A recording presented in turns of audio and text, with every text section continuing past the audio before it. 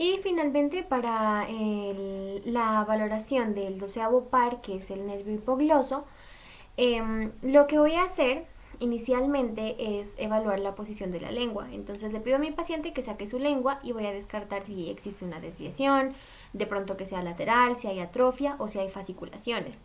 Le pido al paciente que mueva su lengua hacia ambos lados y observo la simetría también de estos movimientos y de igual manera la fuerza que imprime sobre estos movimientos. Otra cosa es la fuerza muscular segmentaria, en donde le pido a mi paciente que presione su lengua contra las mejillas mientras yo apoyo mis dedos sobre la parte externa, y también de esta manera voy a evaluar lo que su nombre lo dice, la fuerza muscular segmentaria. Voy a continuar con los signos meningios, que son tres. El primero es la rigidez de la nuca y este pues se explora con el paciente en decúbito supino, flexionando de forma pasiva la nuca. Entonces, en pacientes que de pronto tengan una irritación meningia, voy a encontrar una hipertonía muscular que genera como una contractura de la musculatura cervical, y esto impide que se dé la flexión y elevando la cabeza y el tronco en un solo bloque. El segundo signo es el signo de Kernig, en donde el paciente que está ubicado en decúbito supino con las piernas extendidas, entonces lo que yo voy a hacer es flexionar una de las piernas sobre la pelvis intentando formar un ángulo de 90 grados.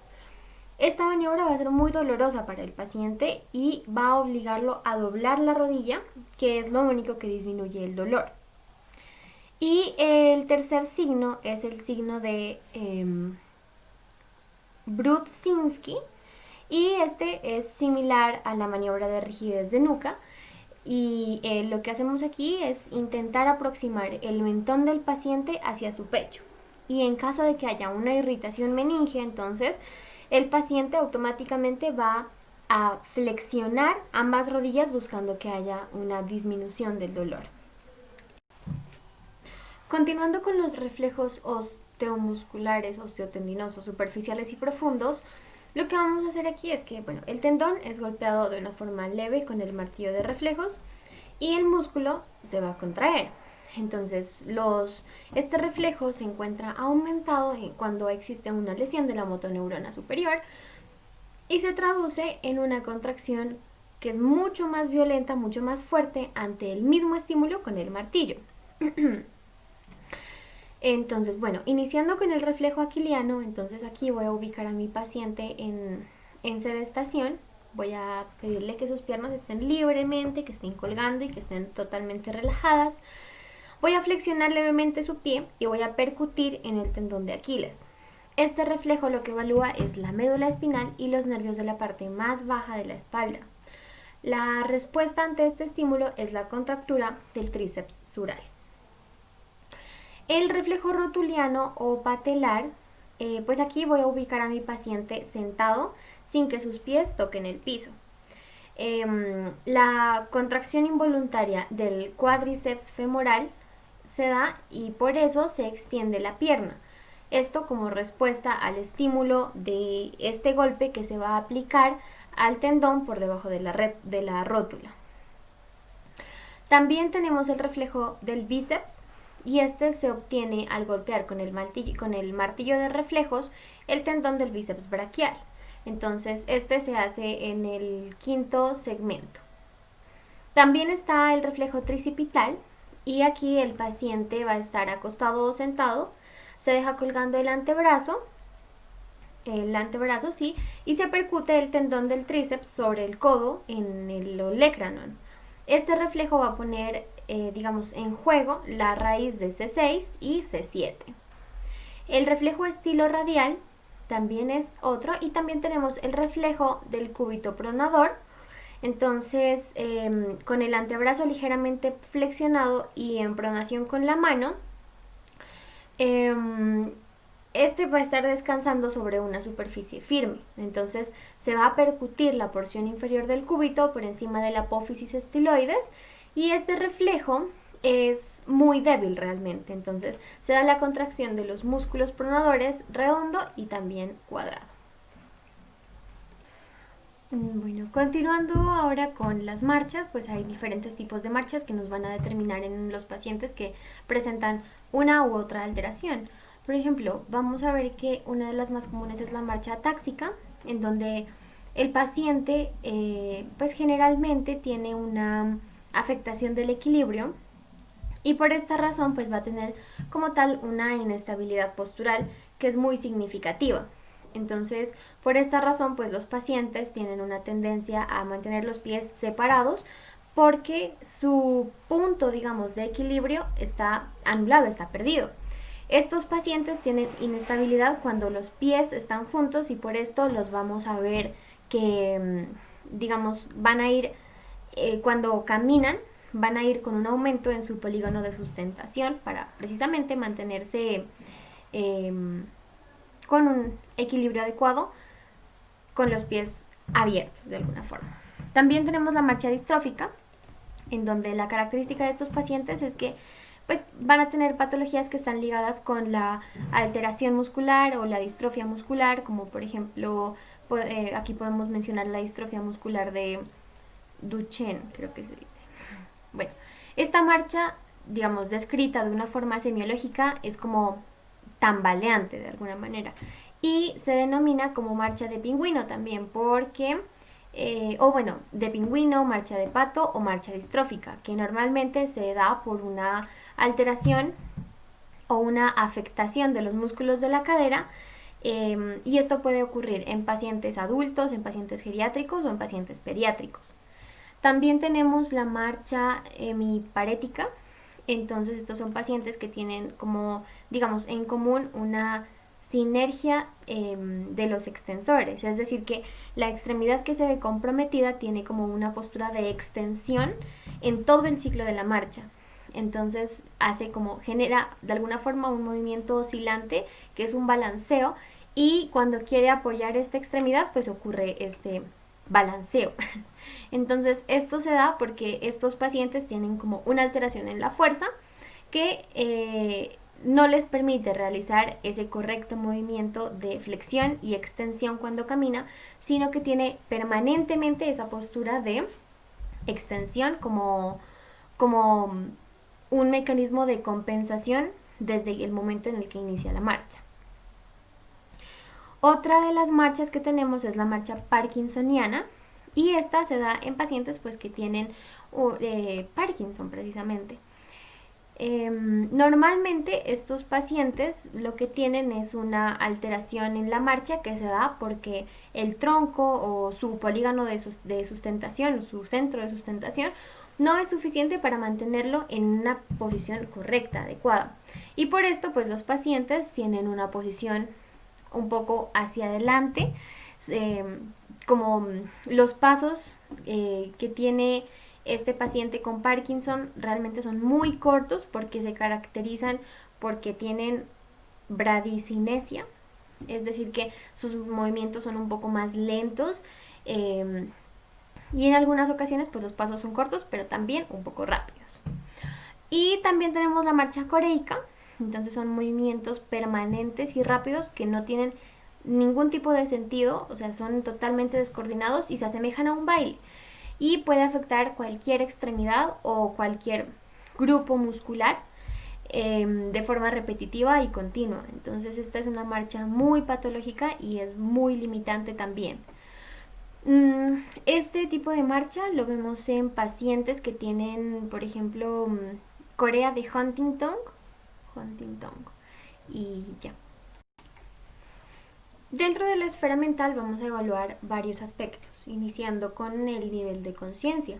Entonces, este parámetro hace referencia al compromiso cuantitativo que tiene el paciente en la conciencia o en su nivel de alerta y la capacidad de ubicarse y orientarse. Entonces, aquí vemos la capacidad de identificarse a sí mismo, que tenga una orientación en tiempo y en lugar y en persona. En cuanto a la capacidad de orientarse, entonces para poder evaluar esta capacidad, vamos a investigar aspectos como por ejemplo la orientación respecto a sí mismo, entonces cómo se llama usted, qué edad tiene, en qué trabaja, con quién vive, entre otro tipo de preguntas que son más o menos a este estilo. En la orientación en el tiempo es importante preguntar qué fecha estamos, qué mes, qué año, qué día de la semana es hoy, entre otras preguntas. En la orientación en el espacio vamos a encontrar, por ejemplo, en dónde se encuentra usted en este momento, está en un hospital, o por ejemplo, qué hospital es, o está usted en su casa. Y en la orientación respecto a personas podemos preguntarle quién soy yo, en qué trabajo yo. Si de pronto hay algún familiar presente, podemos preguntarle quién es esta persona. ¿Usted conoce a estas personas? Y entonces todas estas preguntas, digamos, en conjunto, permiten que nos formemos una idea de lo lúcido o lo desorientado o confuso que se encuentra nuestro paciente. El compromiso cuantitativo de la conciencia, aquí se puede evaluar, digamos, el grado de lucidez, de conciencia que tiene nuestro paciente, especialmente en cuanto a la dificultad para despertar y dar respuestas ante los estímulos del exterior. Existen varias diferencias en cuanto a los niveles en los que puede estar un paciente según el tipo de estímulo que es necesario para que despierte o para que responda, y también según la calidad de las respuestas que este paciente pueda darnos. Estos estímulos pueden ir desde hablarle al paciente con una voz normal o con una voz más fuerte. Puede ser también producir un ruido, tocarlo o moverlo fuertemente, hasta un estímulo que sea doloroso, es decir, nociceptivo, pero sin dañar al paciente, claro. Estos últimos pueden ser, por ejemplo, pellizcos en la región infraclavicular, presionar con los nudillos sobre el esternón, también presionar de pronto uno de los procesos mastoideos, y de acuerdo con los resultados obtenidos se puede determinar los niveles de compromiso de la conciencia que presenta nuestro paciente. Entonces encontramos en primer lugar la lucidez, que es un estado en el que el paciente está en alerta plena, total. Entonces es capaz de mantener una conversación, de dar respuestas claras, coherentes, está atendiendo a todas las preguntas que se le formulan, a la conversación en general. Somnolencia, aquí vemos que nuestro paciente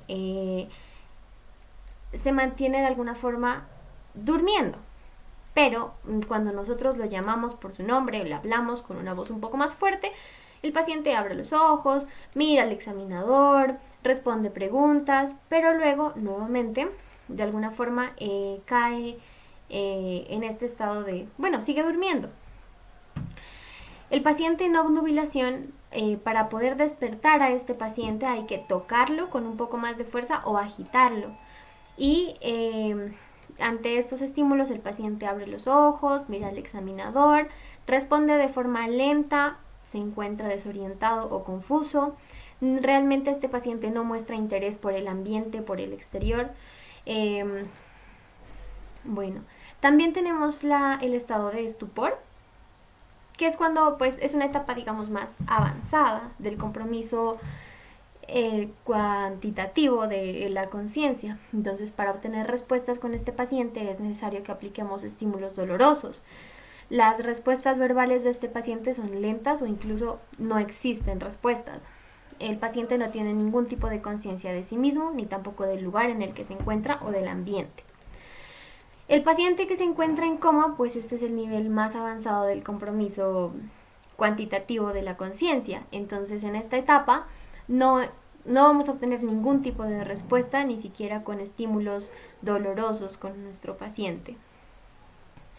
Eso en cuanto a conciencia. En cuanto al lenguaje, para evaluar el lenguaje vamos a apreciar si la persona es capaz de entender preguntas, de responderlas de forma, digamos, de una forma coherente, de entender textos escritos, también puede ser, de escribir algunas ideas o palabras, nombrar objetos que se le muestren, objetos conocidos como por ejemplo, ¿qué es esto? O ¿qué es esto? Entonces, objetos conocidos para el paciente que no signifiquen de pronto una confusión.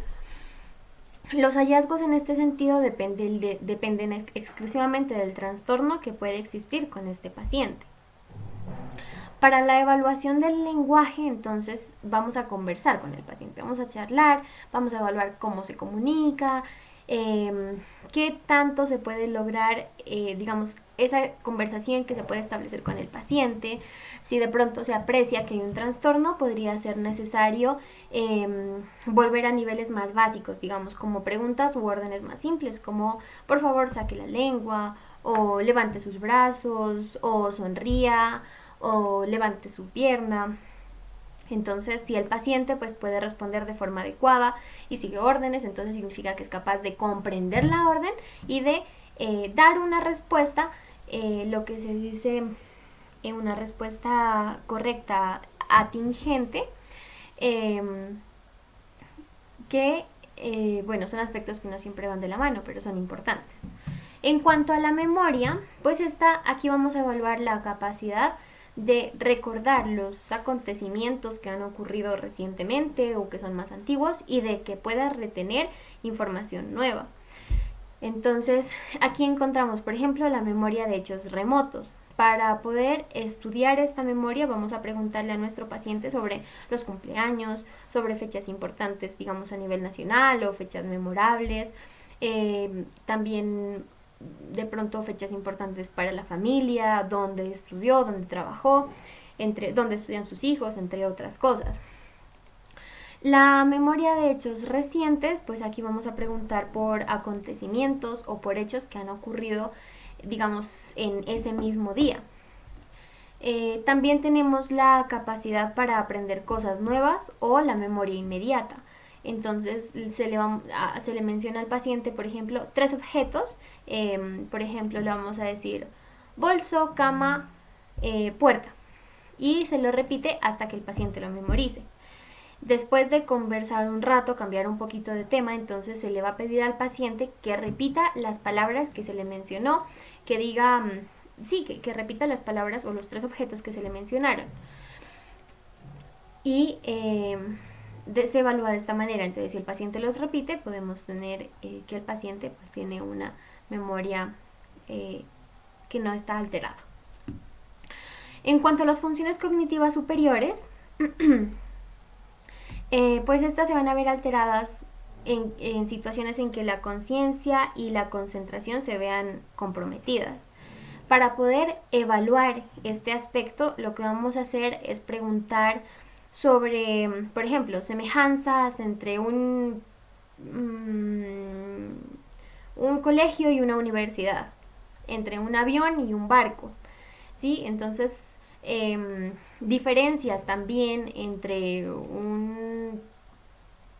una casa y un edificio, entre un río y el mar, ¿sí? Entonces, también está el sentido de un proverbio, como por ejemplo, no por mucho madrugar, amanece más temprano. Bueno, eso. También tenemos el cálculo aritmético y las series invertidas. Entonces aquí le vamos a pedir al paciente que realice operaciones matemáticas simples, sencillas, como una suma, una resta, fácil, no sé, 10 más 6, 20 más 5, bueno. También se evalúa la inversión de series, en donde el paciente le pedimos que cuente hacia atrás, entonces digamos, cuente desde 10 hasta 0, saltando de 2 números, es decir, 10, 8, 6.